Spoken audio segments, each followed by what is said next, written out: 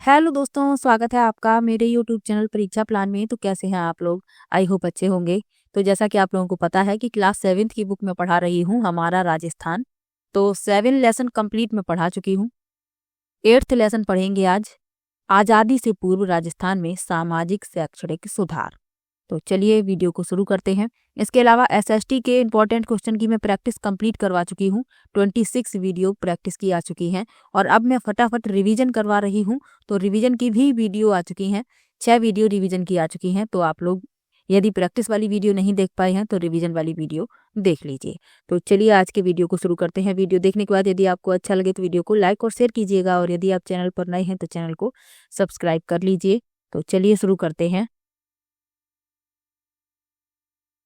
लिखा है, आखा तीज यानी कि अक्षय तृतीया पर हुए विवाह की खबर पढ़कर जूही ने इसका कारण अपनी माँ से पूछा।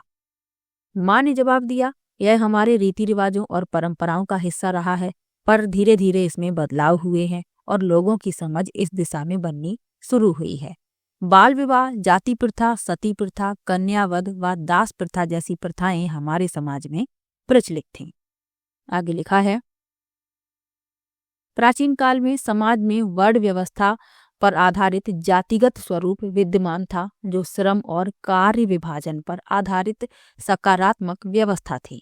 धीरे धीरे इसका स्वरूप बदला और यह पूर्ण रूप से जन्म आधारित बन गई। धीरे धीरे नकारात्मकता का समावेश भी हुआ। हम जानते हैं कि समाज का व्यक्ति के जीवन पर सीधा प्रभाव पड़ता है, चूंकि सकारात्मक व्यवस्था मस्तिष्क को खुलापन देती है और नकारात्मकता कई विकृतियों को जन्म देती है। उस समय विवाह संस्था सामाजिक व्यवस्था का एक मजबूत रूप बनी हुई थी।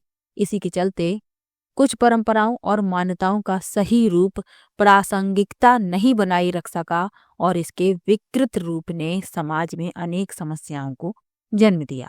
बाल विवाह, सती प्रथा, जाति प्रथा, कन्यावध, दास प्रथा जैसी कुरीतियां समाज में फैल गईं। तत्कालीन सामाजिक सुधारकों ने ब्रिटिश सरकार के प्रयासों से इसे दूर करने की दिशा में कार्य किए।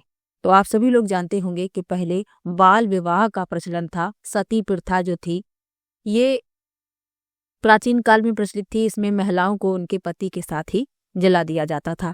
जाति प्रथा, कन्यावध, दास प्रथा, तो ये समाज में कुरीतियां थीं और ये इस तरीके से समाज में फैल गई थीं कि इनमें सुधार की आवश्यकता थी। इसीलिए सामाजिक सुधारकों ने ब्रिटिश सरकार के प्रयासों से इन्हें दूर करने की दिशा में अनेक कार्य किए। अब यही आगे सामाजिक सुधारों के बारे में बताया जा रहा है। तो चलिए पढ़ लेते हैं। अच्छा लेसन है, आपको इससे प्रश्न जरूर मिलेंगे। लिखा है, सामाजिक सुधार। राजस्थान में सन 1818 से 1947 तक ब्रिटिश शासन का प्रभाव रहा। ब्रिटिश सरकार भी इन सभी मुद्दों को अपनी हस्तक्षेप नीति के चलते सीधे जनता के सामाजिक और धार्मिक मामलों में हस्तक्षेप नहीं कर सकती थी। इसलिए पहले आवश्यक सुधारों से जुड़े महत्वपूर्ण पक्ष जैसे शिक्षा को लेकर सामाजिक सुधार के क्षेत्र में कार्य करने का प्रयास किया गया। स्वामी विवेकानंद और दयानंद सरस्वती के प्रयास राजस्थान के लिए बेहद महत्वपूर्ण रहे। रियासत काल में राजपूताना के विभिन्न शासकों ने भी सामाजिक कुरीतियों को दूर करने के प्रयास किए। अब एक प्रश्न पूछा जाता है कि आर्य समाज की स्थापना किसने की? तो दयानंद सरस्वती ने की। और रामकृष्ण मिशन की स्थापना किसने की? स्वामी विवेकानंद ने की। ये साथ में आपको याद रखना है। अब सबसे पहले सती प्रथा उन्मूलन के बारे में बताया जा रहा है। चलिए पढ़ लेते हैं। लिखा है, सती प्रथा राजस्थान के कुछ क्षेत्रों में भी प्रचलित थी। मध्यकाल में मोहम्मद बिन तुगलक और अकबर ने भी इस प्रथा को रोकने के प्रयास किए। ब्रिटिश काल में राजा राम मोहन राय के प्रयासों से प्रेरित होकर 1829 ईस्वी में कानून बनाकर लॉर्ड विलियम बेंटिक ने सती प्रथा को गैर कानूनी घोषित किया। और ये प्रश्न भी पूछा जाता है, तो ये पूरी लाइन आपको याद रखनी है। राजा राम मोहन के प्रयासों से प्रेरित होकर 1829 ईस्वी में, सन याद रखिएगा, कानून बनाकर लॉर्ड विलियम बेंटिक ने सती प्रथा को गैर कानूनी घोषित किया था। आगे लिखा है, सर्वप्रथम जयपुर राज्य में जयपुर संरक्षक समिति के प्रयासों से सती प्रथा निषेध कानून पारित किया गया। इसके पश्चात कोटा, जयपुर मेवाड़ में भी सती प्रथा का उन्मूलन हेतु मेवाड़ में भी सती प्रथा उन्मूलन हेतु कानून बनाए गए। तो सबसे पहले जयपुर राज्य में जयपुर संरक्षक समिति के प्रयासों से सती प्रथा निषेध कानून पारित किया गया। फिर इसके पश्चात कोटा, मेवाड़, इन सब में भी सती प्रथा उन्मूलन हेतु कानून बनाए गए। चलिए आगे बढ़ते हैं। लिखा है कन्या वध प्रतिबंध।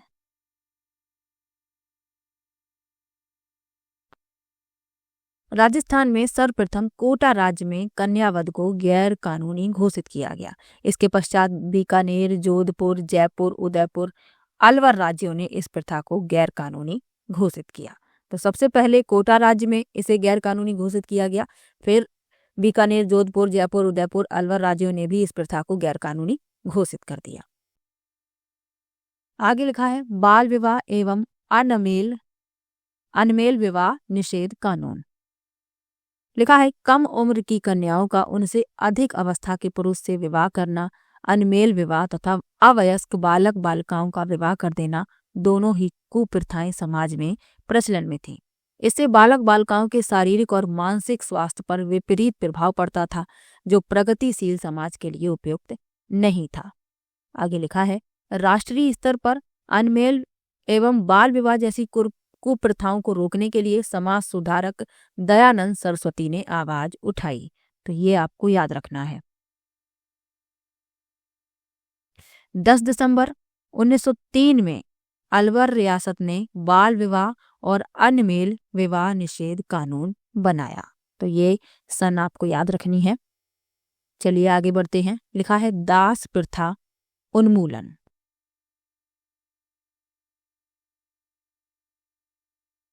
लिखा है भारत में दास प्रथा प्राचीन काल से अस्तित्व में थी। राजस्थान भी इससे अछूता नहीं रहा। मुगलों के आगमन के बाद इस प्रथा को और बढ़ावा मिला। दासों की संख्या के आधार पर कुल और परिवारों की प्रतिष्ठा एवं उच्चता का आकलन होने लगा। यानी कि जिसके पास ज्यादा दास होते थे उसे उच्च कुल का माना जाता था।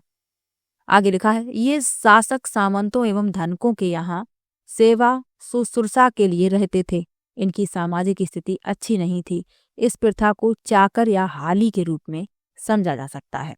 इसे समाप्त करने हेतु अंग्रेजों द्वारा 1833 ईस्वी के चार्टर अधिनियम द्वारा समाप्त किया गया। तो यही आपको याद रखना है। प्रश्न यदि बनेगा तो यहीं से बनेगा। आगे लिखा है डायन प्रथा निर्मूलन।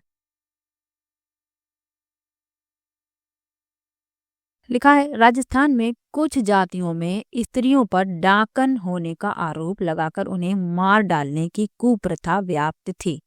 तो यहाँ डायन नहीं होगा, यहाँ डायन लिखा है, डाकन होगा। नीचे डाकन लिखा हुआ है, यहाँ आप देख सकते हैं। आगे लिखा है यह अंधविश्वास पर आधारित थी। मेवाड़ और कोटा राज्यों में इस प्रथा का प्रचलन अधिक था। 1853 ईस्वी में डाकन प्रथा की जानकारी मिलने पर एजीजी राजपूताना ने इस अमानवीय प्रथा को प्रतिबंधित करने हेतु कानून बनाने के लिए रियासतों के शासकों पर दबाव बनाया एवं कुछ रियासतों द्वारा इस प्रथा को गैर कानूनी घोषित कर दिया गया। अब लिखा है शैक्षणिक सुधार के बारे में। चलिए पढ़ लेते हैं। लिखा है भारतीय समाज में प्राचीन काल से ही शिक्षा का महत्व रहा है। प्राचीन काल में शिक्षा के मुख्य केंद्र घरेलू शिक्षा, गुरुकुल, विद्या आश्रम, उपाश्रय, पाठशाला, मकतब और मदरसे, मठ आदि रहे हैं। परिवार प्राथमिक और व्यावसायिक शिक्षा के प्रमुख केंद्र होते थे।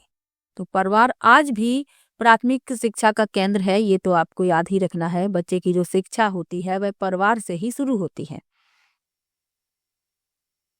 आगे लिखा है राजपूताना में भी शिक्षा विभिन्न कालक्रमों से गुजरी है। ब्रिटिश साम्राज्य ने 19वीं शताब्दी से पूर्व की शिक्षा को देसी शिक्षा से संबोधित किया है।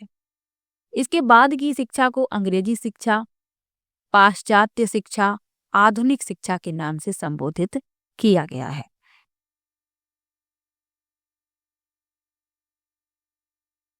आगे बढ़ते हैं। इसी प्रकार 19वीं शताब्दी में एक और शिक्षा का पारंपरिक स्वरूप नजर आता है। तो दूसरी ओर अंग्रेजी शिक्षा का प्रभाव। 1819 में आधुनिक शिक्षा का स्कूल अजमेर में खोला गया। ये आपको याद रखना है। 1819 में आधुनिक शिक्षा का जो स्कूल खोला गया था वह अजमेर में खोला गया था। इसके पश्चात पुष्कर, भिनाय एवं केकड़ी में भी स्कूल खोले गए, लेकिन लोगों द्वारा ईसाई धर्म की दी जाने वाली शिक्षा का विरोध किया गया। परिणाम स्वरूप ये सभी स्कूल बंद कर दिए गए। क्यों बंद कर दिए गए? क्योंकि लोगों ने ईसाई धर्म की जो शिक्षा थी, जो शिक्षा दी जा रही थी इन विद्यालयों में, लोगों ने इसका विरोध किया। तो परिणाम ये निकला कि ये स्कूल जो थे इन्हें बंद किया गया। आगे लिखा है 1853 ईस्वी में अंग्रेजी भाषा राजकीय भाषा बना दी गई, अतः अंग्रेजी शिक्षा प्रणाली का महत्व बढ़ा।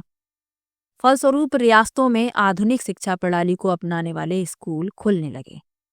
19वीं सदी के अंत तक जैसलमेर को छोड़कर राजपूताना की सभी रियासतों में शिक्षण व्यवस्थाएं प्रारंभ हो चुकी थीं। तो 1835 में अंग्रेजी भाषा राजकीय भाषा बना दी गई थी और अंग्रेजी शिक्षा प्रणाली का महत्व भी बढ़ गया था। तो इसका परिणाम क्या हुआ कि रियासतों में आधुनिक शिक्षा प्रणाली को अपनाने वाले स्कूल खुलने लगे। 19वीं सदी के अंत तक जैसलमेर को छोड़कर राजपूताना की सभी रियासतों में शिक्षण संस्थाएं प्रारंभ हो चुकी थी। चलिए आगे बढ़ते हैं।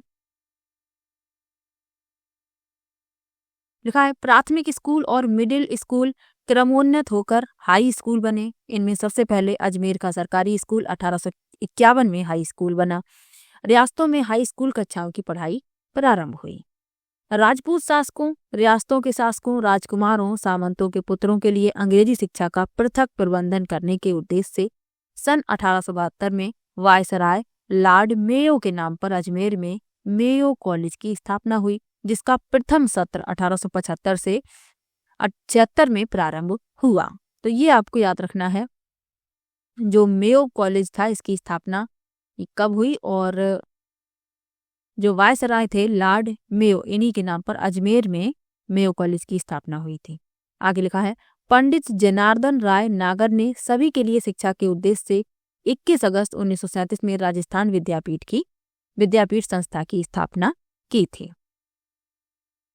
अब लिखा है महिला शिक्षा के बारे में, चलिए पढ़ लेते हैं। लिखा है 1861 में मिशनरी संस्था कन्या वर्नाकुलर स्कूल प्रारंभ किया।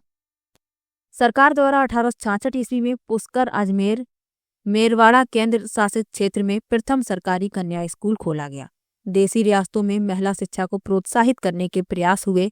परिणामस्वरूप उदयपुर, जयपुर, भरतपुर, अलवर, कोटा, झालावाड़, टोंक, बीकानेर आदि रियासतों में भी कन्या विद्यालय खोले गए। तो ये तो शिक्षा के बारे में पढ़ लिया, किस तरीके से शिक्षा का प्रसार हुआ। अब लिखा है प्रमुख जननायक, चलिए इनके बारे में भी पढ़ लेते हैं। लिखा है राजस्थान की भूमि में कुछ ऐसे जननायक भी हुए हैं जिन्होंने न सिर्फ स्वतंत्रता में अपना योगदान दिया, बल्कि समाज में फैली हुई कुरीतियों को दूर करने के साथ ही स्त्री शिक्षा हेतु विशेष प्रयास किए। सबसे पहले लिखा है भोगीलाल पंड्या के बारे में। भोगीलाल पंड्या को राजस्थान में आदिवासियों का मसीहा और वांगड़ के गांधी के नाम से जाना जाता है। तो यदि प्रश्न पूछ लिया जाए कि वांगड़ के गांधी के नाम से किसे जाना जाता है, तो भोगीलाल पंड्या को। आगे लिखा है इनका जन्म 1904 में डूंगरपुर में हुआ था। इन्होंने बच्चों एवं प्रौढ़ों के लिए पाठशाला स्थापित की। यह पाठशाला आगे चलकर वांगड़ सेवा मंदिर के नाम से प्रसिद्ध हुई। आगे बढ़ते हैं। लिखा है नाना भाई खाट, भील, सेंगा भाई, कालीबाई। डूंगरपुर राज्य में जन जागृति हेतु सेवा संघ द्वारा पाठशालाएं खोली गईं। राज्य के पुलिस अधिकारी ने नाना भाई को पाठशाला बंद करने के लिए कहा। उनके मना करने पर उनकी हत्या कर दी गई। नाना भाई के शहीद होने के बाद पाठशाला के दूसरे अध्यापक सेंगा भाई को भी फौज ने क्रूरता से पीटा। उन्हें वाहन के पीछे घसीट कर ले जाने लगे। किसी ने इसका प्रतिरोध नहीं किया, लेकिन 13 वर्षीय भील बालिका कालीबाई ने, जो खेत से घास काट कर आई थी, भीड़ को चीरते हुए वाहन के पीछे बंधे सेंगा भाई की रस्सी को दांतली से काट दिया और उन्हें बचा लिया। वाहन में बैठे फौजी ने कालीबाई पर गोली चलाकर हत्या कर दी। अल्पायु में यह बालिका शहीद हो गई।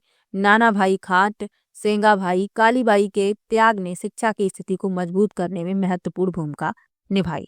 तो सोचिए आप, एक बालिका ने उन्हें बचा लिया और खुद शहीद हो गई। चलिए आगे बढ़ते हैं। लिखा है करडी सिंह। बीकानेर रियासत के महाराजा करडी सिंह का जन्म 1924 में हुआ था। वे 1952 से 1977 तक 25 साल लोकसभा के सदस्य रहे। इनके द्वारा बालिका शिक्षा के लिए सराहनीय प्रयास किए गए।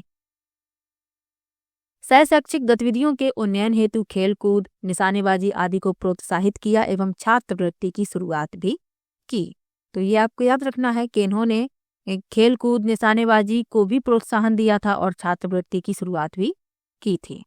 आगे लिखा है हीरालाल शास्त्री। लिखा है हीरालाल शास्त्री का जन्म 24 नवंबर 1899 को जोबनेर यानी जयपुर में एक कृषक परिवार में हुआ। प्रारंभ से ही समाज सेवा की भावना इनके मन में रही, जिसके कारण इन्होंने जयपुर राज्य की सेवा का परित्याग कर दिया। सन 1929 में इन्होंने दूरस्थ एवं पिछड़े गांव वनस्थली को अपना कार्य क्षेत्र चुना।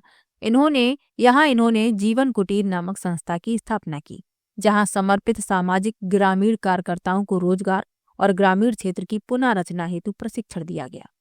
ये आगे चलकर प्रजामंडल में भी सक्रिय रहे।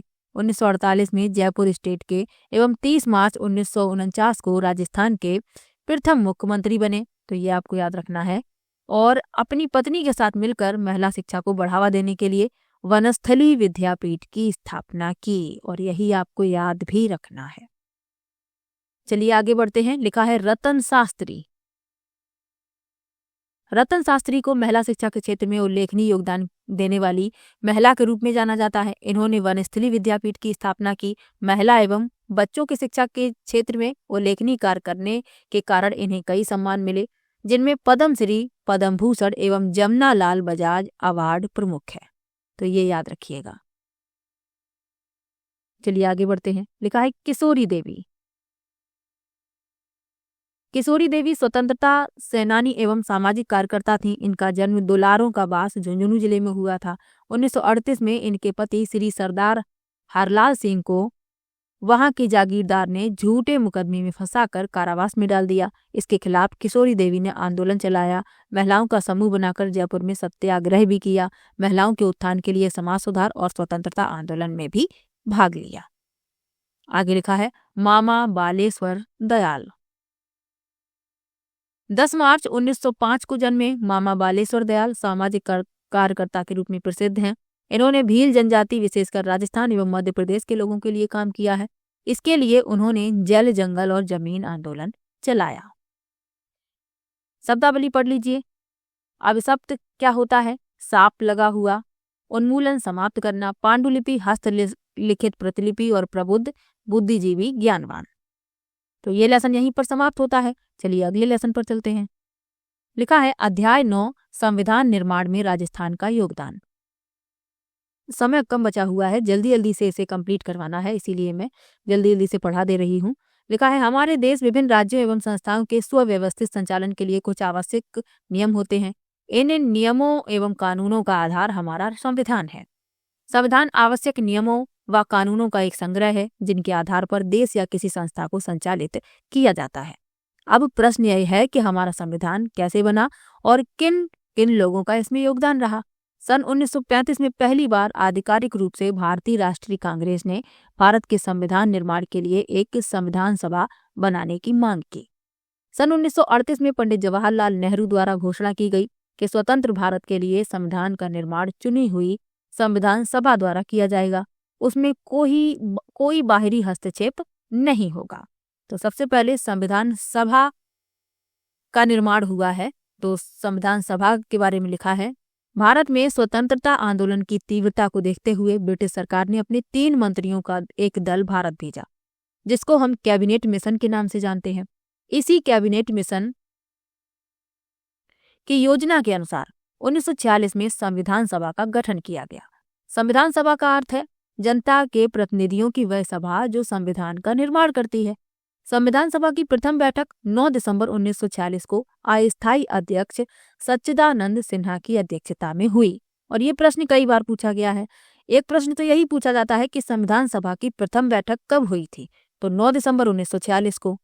और संविधान सभा के अस्थायी अध्यक्ष कौन थे, तो सच्चिदानंद सिन्हा। आगे बढ़ते हैं। बाद में डॉक्टर राजेंद्र प्रसाद को संविधान सभा का स्थायी अध्यक्ष चुना गया, और ये प्रश्न भी पूछा जाता है कि संविधान सभा के स्थायी अध्यक्ष कौन थे, तो डॉक्टर राजेंद्र प्रसाद। आगे बढ़ते हैं। संविधान सभा ने एक प्रारूप समिति बनाई जिसके अध्यक्ष डॉक्टर भीमराव अंबेडकर थे। ये प्रश्न भी पूछा जाता है कि प्रारूप समिति के अध्यक्ष कौन थे, तो डॉक्टर भीमराव अंबेडकर। डॉक्टर भीमराव अंबेडकर को संविधान का जनक भी कहा जाता है, तो ये भी याद रखिएगा। आगे लिखा है 13 दिसंबर 1946 को जवाहरलाल नेहरू ने संविधान सभा के सामने उद्देश्य प्रस्ताव पेश किया, जिसमें स्वतंत्र भारत के संविधान के मूल आदर्शों की रूपरेखा प्रस्तुत की गई थी। संविधान सभा के सदस्यों ने स्वतंत्रता संग्राम से उपजे आदर्शों को ध्यान में रखते हुए संविधान का निर्माण किया। संविधान निर्माण में 2 वर्ष 11 माह 18 दिन का समय लगा। तो ये जो समय है ये आप याद रखिएगा। संविधान सभा ने 26 नवंबर 1949 को संविधान को स्वीकार किया। ये प्रश्न भी पूछा जाता है कि संविधान सभा ने संविधान को कब अपनाया था, तो 26 नवंबर 1949 को। और लागू कब हुआ, 26 जनवरी 1950 को भारत का संविधान लागू हुआ। सन 2015 से प्रतिवर्ष 26 नवंबर को संविधान दिवस मनाया जाता है, और ये भी याद रखिएगा, ये प्रश्न भी पूछा जाता है।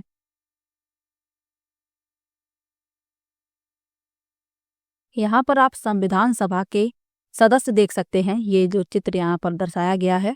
आगे बढ़ते हैं। और यहाँ आप देख सकते हैं संविधान की मूल प्रति पर हस्ताक्षर करते हुए पंडित जवाहरलाल नेहरू, यहाँ देख सकते हैं आप।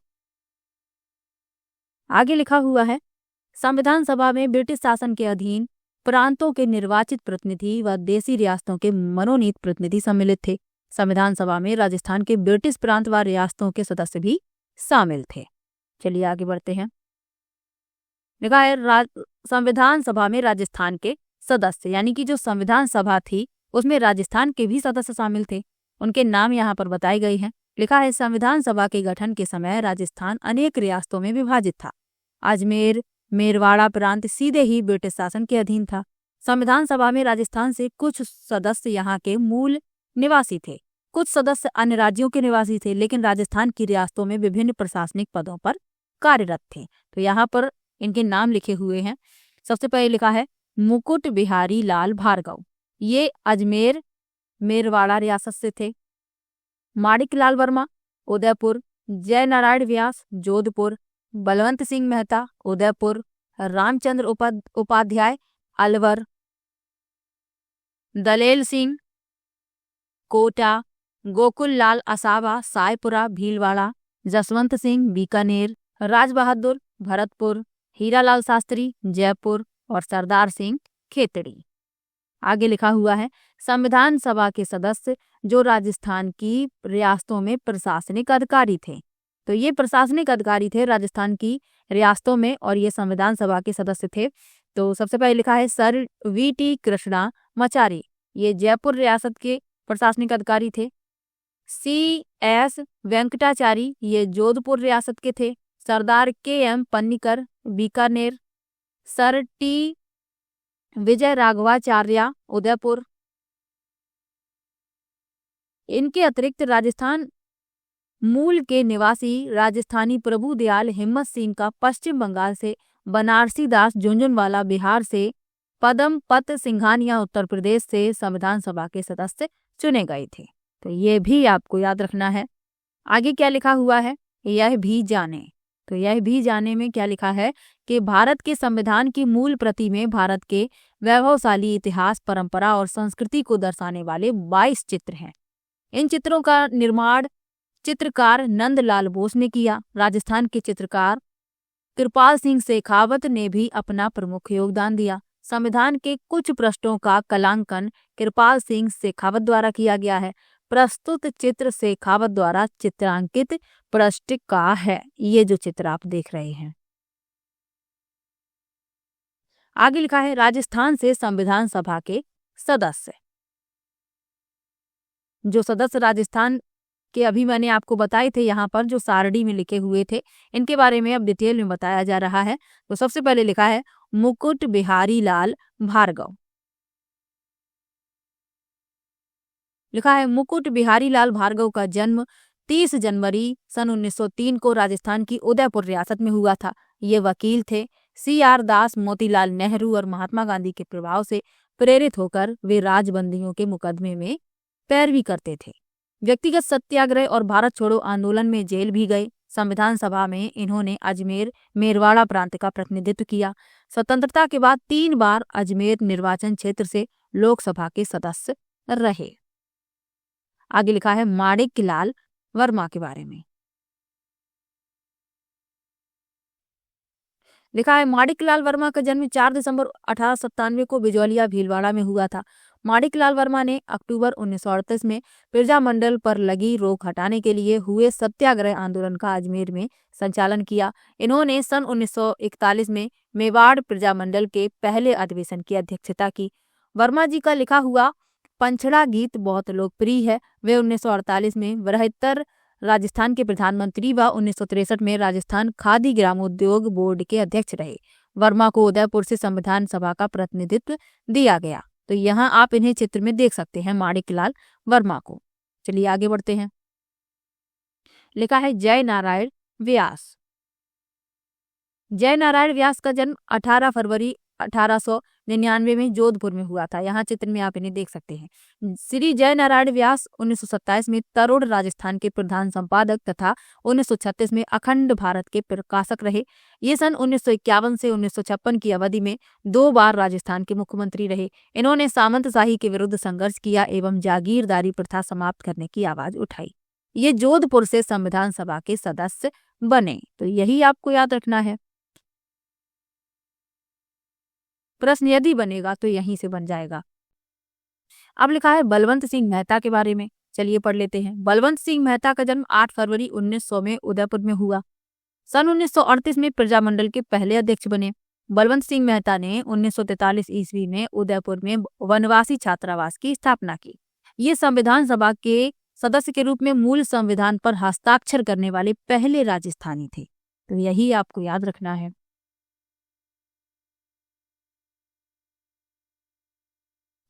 आगे लिखा है रामचंद्र उपाध्याय। रामचंद्र उपाध्याय अलवर रियासत के प्रतिनिधि के रूप में संविधान सभा के सदस्य थे। ये प्रमुख स्वतंत्रता सेनानी व पेशे से वकील थे। आगे लिखा है दलेल सिंह के बारे में। लिखा है कोटा के लेफ्टिनेंट कर्नल दलेल सिंह का जन्म 18 मार्च 1909 में हुआ। ये कोटा के महाराव भीम सिंह के निजी सचिव थे। कानून के जानकार थे। 1946 से 1950 तक संविधान सभा में कार्य किया। इन्होंने संविधान की प्रति पर हस्ताक्षर किए। आगे बढ़ते हैं। लिखा है गोकुल लाल असावा।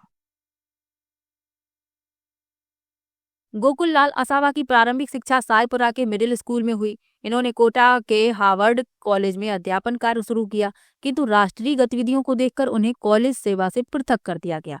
इसके बाद असावा कोटा से अजमेर आ गए। 1930 से 1932 ईस्वी के बीच इन्हें 4 बार जेल जाना पड़ा। असावा सायपुरा से संविधान सभा के प्रतिनिधि रहे। तो इतना आपको याद रखना है। चलिए आगे बढ़ते हैं। लिखा है जसवंत सिंह। भारत के संविधान निर्माण में बीकानेर भी प्रत्यक्ष तौर पर भागीदार रहा। ठाकुर जसवंत सिंह संविधान सभा के सदस्य थे। बाद में वे राज्यसभा के सदस्य भी मनोनीत हुए। ये बीकानेर रियासत के महाराजा शार्दुल सिंह के प्रधानमंत्री थे। तो जो जसवंत सिंह थे, ये बीकानेर रियासत के जो महाराजा थे शार्दुल सिंह, इनके प्रधानमंत्री रहे हैं। चलिए आगे बढ़ते हैं। लिखा है राज बहादुर। भरतपुर के स्वतंत्रता सेनानी राज बहादुर संविधान सभा में मनोनीत किए गए। इन्होंने समाज के पिछड़े वर्गों के उत्थान के लिए कार्य किया तथा भरतपुर रियासत में बेगार प्रथा का विरोध किया। ये पेशे से वकील थे। ये केंद्रीय मंत्रिमंडल में भी रहे। इन्होंने नेपाल में भारत के राजदूत के रूप में भी कार्य किया। यहाँ आप देख सकते हैं राज बहादुर को।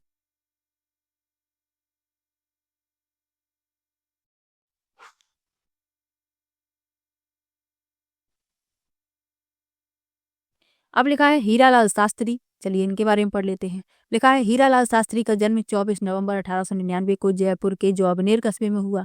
अर्जुन लाल सेठी के संपर्क में आने के बाद इन्होंने राजकीय सेवा से त्यागपत्र दे दिया। संविधान सभा में इन्होंने सभी नागरिकों के लिए समान अधिकार की वकालत की थी।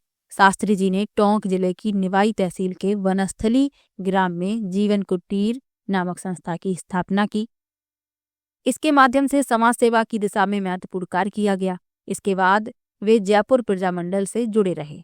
ये अखिल भारतीय देसी राज्य लोक परिषद के प्रधानमंत्री और राजस्थान के प्रथम मुख्यमंत्री बने। तो ये भी याद रखिएगा, प्रश्न पूछा जाता है कि राजस्थान के प्रथम मुख्यमंत्री कौन बने थे, तो हीरालाल शास्त्री। चलिए आगे बढ़ते हैं। लिखा है सरदार सिंह। लिखा है खेतड़ी के राजा सरदार सिंह संविधान सभा के सदस्य रहे। सरदार सिंह 1950 से 1952 के बीच अस्थायी संसद के सदस्य भी रहे। फिर 1952 से 1956 के बीच राज्यसभा सदस्य रहे। सन 1958 से 1961 के बीच भारत ने उनको लाओस में राजदूत बनाकर भेजा। 30 अक्टूबर 1985 को इनका निधन हो गया। आगे लिखा है सर वी.टी. कृष्णामाचारी। लिखा है सर वी.टी. कृष्णामाचारी मूलतः तमिलनाडु के रहने वाले थे। ये जयपुर रियासत के दीवान थे। डी.पी. खेतान के निधन के बाद इन्हें संविधान की प्रारूप समिति में जगह दी गई। 1961 में राज्यसभा के लिए चुने गए। आगे बढ़ते हैं। लिखा है सी.एस. वेंकटाचारी। सी.एस. वेंकटाचारी कर्नाटक के रहने वाले थे। प्रशासनिक अधिकारी थे। जोधपुर के महाराजा उम्मेद सिंह ने इनको 1949 में अपना प्रशासनिक अधिकारी बनाया। बाद में जयपुर राज प्रमुख राजा मान सिंह के प्रशासनिक अधिकारी बने। 6 जनवरी 1951 से 25 अप्रैल 1951 तक राजस्थान के मुख्यमंत्री रहे। लिखा है आगे सरदार के.एम. पन्नीकर। तो ये केरल राज्य के थे। आगे लिखा भी है केरल राज्य के रहने वाले सरदार के.एम. पन्नीकर ने ऑक्सफोर्ड यूनिवर्सिटी में शिक्षा प्राप्त करने के बाद भारत लौटकर अलीगढ़ तथा कलकत्ता विश्वविद्यालय में अध्यापन कार्य किया। ये पटियाला राज्य के विदेश मंत्री रहे तथा बाद में बीकानेर राज्य के प्रधानमंत्री बने। 28 अप्रैल 1947 को ये बीकानेर राज्य के प्रतिनिधि के रूप में संविधान सभा के सदस्य बने। भारत के स्वतंत्र होने के बाद उन्हें चीन, मिस्र और फ्रांस का राजदूत बनाया गया। आगे बढ़ते हैं। लिखा है सर टी. विजय राघवाचार्य। तो सर टी. विजय राघवाचार्य मूलतः तमिलनाडु के रहने वाले थे। प्रशासनिक अधिकारी थे। बाद में ये मेवाड़ के प्रधानमंत्री रहे।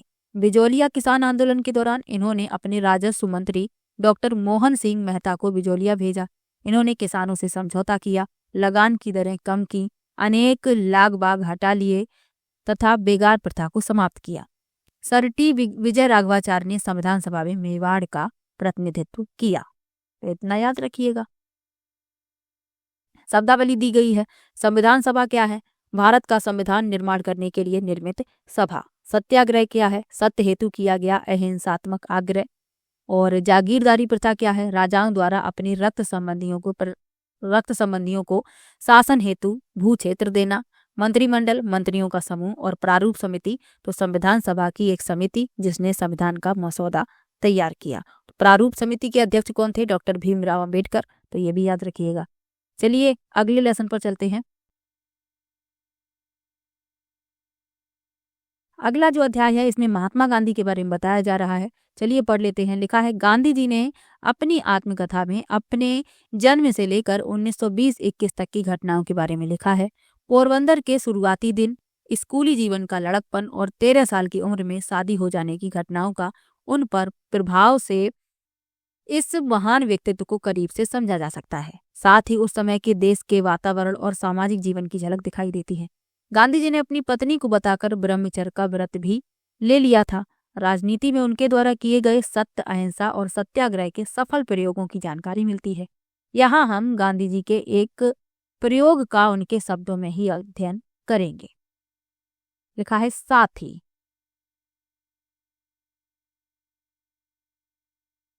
ब्रजकिशोर बाबू और राजेंद्र बाबू की तो एक अद्वितीय जोड़ी थी। उन्होंने अपने प्रेम से मुझे इतना पंगु बना दिया था। ये गांधी जी के ही शब्द लिखे हुए हैं। उनके बिना मैं एक कदम भी आगे नहीं जा सकता था। उनके शिष्य कहिए अथवा साथी शंभू बाबू, अनुग्रह बाबू, धरड़ी बाबू, रामनवमी बाबू ये वकील लगभग निरंतर मेरे साथ रहते थे। विंध्या बाबू भी समय समय पर साथ रहते थे। यह तो बिहारियों का संग हुआ। उनका मुख्य काम था लोगों के बयान लेना। अध्यापक कृपलानी इसमें सम्मिलित हुए। बिना कैसे रह सकते थे। स्वयं सिंधी होते हुए वे बिहारी से भी बढ़कर बिहारी थे। मैंने ऐसे सेवक कम देखे हैं जिनमें वे जिस प्रांत में जाएं उसमें पूरी तरह घुल मिल जाने की शक्ति हो और जो किसी को यह मालूम न होने दें कि वे दूसरे प्रांत के हैं। इनमें से कृपलानी एक हैं। उनका मुख्य काम द्वारपाल का था। दर्शन करने वालों से मुझे बचा लेने में उन्होंने इस समय अपने जीवन की सार्थकता समझ ली थी। किसी को वे विनोद करके मेरे पास आने से रोकते थे तो किसी को अहिंसक धमकी से। रात होने पर अध्यापक का धंधा शुरू करते और सब साथियों को हंसाते और कोई डरपोक पहुंच जाए तो उसे हिम्मत बंधाते थे। आगे लिखा है, मौलाना मजहरुल हक ने मेरे सहायक के रूप में हक दर्ज करा रखा था और वे महीने में 1-2 बार दर्शन दे जाते थे। उस समय उनके ठाट बाट और दबदबे में और आज की उनकी सादगी में जमीन आसमान का अंतर है। हमारे बीच आकर वे हमसे हृदय की एकता साध जाते थे, पर अपनी साहबी के कारण बाहर के आदमी को वे हमसे अलग जैसे जान पड़ते थे। आगे लिखा है, जैसे जैसे मुझे अनुभव प्राप्त होता गया वैसे वैसे देखा कि चंपारण में ठीक से काम करना हो तो गांव में शिक्षा का प्रवेश होना चाहिए। लोगों का अज्ञान दयनीय था। गांव के बच्चे मारे मारे फिरते थे अथवा माता पिता 2 या 3 पैसे की आमदनी के लिए उनसे सारे दिन नील के खेतों में मजदूरी करवाया करते थे। उन दिनों वहां पुरुषों की मजदूरी 10 पैसे से अधिक नहीं थी।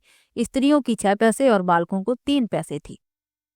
4 आने की मजदूरी पाने वाला किसान भाग्यशाली समझा जाता था। साथियों से सलाह करके पहले तो 6 गांवों में बालकों के लिए पाठशालाएं खोलने का निश्चय किया। शर्त यह थी कि उन गांवों के मुखिया मकान और शिक्षक का भोजन व्यय दें। उसके दूसरे खर्चे की व्यवस्था हम करें। यहाँ के गांव में पैसे की विपुलता नहीं थी पर अनाज वगैरह देने की शक्ति लोगों में थी, इसलिए लोग कच्चा अनाज देने के लिए तैयार हो गए थे। महान प्रश्न यह था कि शिक्षक कहाँ से लाई जाएं। बिहार में थोड़ा वेतन लेने वाले अथवा कुछ न लेने वाले अच्छे शिक्षकों का मिलना कठिन था। मेरी कल्पना यह थी कि साधारण शिक्षक के हाथ में बच्चों को कभी ना छोड़ना चाहिए।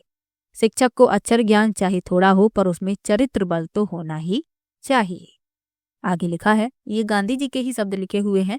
आगे लिखा है, इस काम के लिए मैंने सार्वजनिक रूप से स्वयं सेवकों की मांग की। उसके उत्तर में गंगाधर राव देशपांडे ने बाबा साहब सोमन और पुंडलीक को भेजा। बंबई से अवंतिकाबाई गोखले आई। दक्षिण से आनंदीबाई आई। मैंने छोटेलाल, सुरेंद्रनाथ तथा अपने लड़के देवदास को बुला लिया। इसी बीच महादेव देसाई और नरहरी पारीख मुझे मिल गई थे। महादेव देसाई की पत्नी दुर्गा बहन और नरहरी पारीख की पत्नी मणि बहन भी आई। मैंने कस्तूरबा बाई को भी बुला लिया था। शिक्षकों और शिक्षिकाओं का इतना संग काफी था। श्रीमती अवंतिकाबाई और आनंदीबाई की गिनती तो शिक्षकों में हो सकती थी पर मणि बहन पारीख और दुर्गा बहन देसाई को सिर्फ थोड़ी सी गुजराती आती थी। कस्तूरबा की पढ़ाई तो नहीं के बराबर ही थी। ये बहनें हिंदी भाषी बच्चों को किस प्रकार पढ़ाती। आगे लिखा है, चर्चा करके मैंने बहनों को समझाया कि उन्हें बच्चों को व्याकरण नहीं बल्कि रहन सहन का तौर तरीका सिखाना है। पढ़ना लिखना सिखाने की अपेक्षा उन्हें स्वच्छता के नियम सिखाने हैं। उन्हें यह भी बताया कि हिंदी, गुजराती, मराठी के बीच कोई बड़ा भेद नहीं है और पहले दर्जे में तो मुश्किल से अंक लिखना सिखाना है। अतः उन्हें कोई कठिनाई होगी ही नहीं। परिणाम यह निकला कि बहनों की कक्षाएं बहुत अच्छी तरह चली। बहनों में आत्मविश्वास उत्पन्न हो गया और उन्हें अपने काम में रस भी आने लगा। अवंतिकाबाई की पाठशाला आदर्श पाठशाला बन गई। उन्होंने अपनी पाठशाला में प्राण फूंक दिए। उनकी योग्यता भी काफी थी। इन बहनों के द्वारा गांव के स्त्री समाज में भी हमारा प्रवेश हो सका था। आगे लिखा है, पर मुझे पढ़ाई की व्यवस्था करके ही रुकना नहीं था।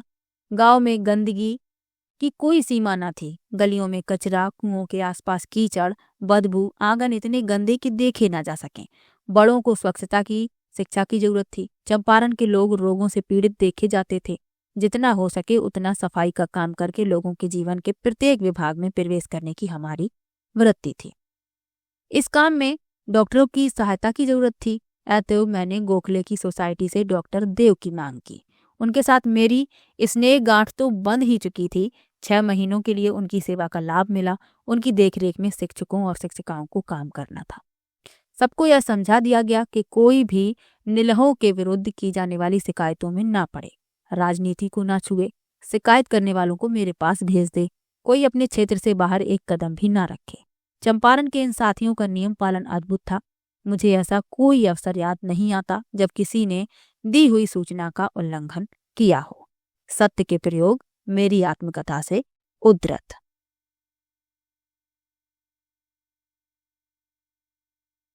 तो लेसन यहीं पर समाप्त होता है। इसके साथ ही क्लास 7th की बुक भी आज कंप्लीट होती है।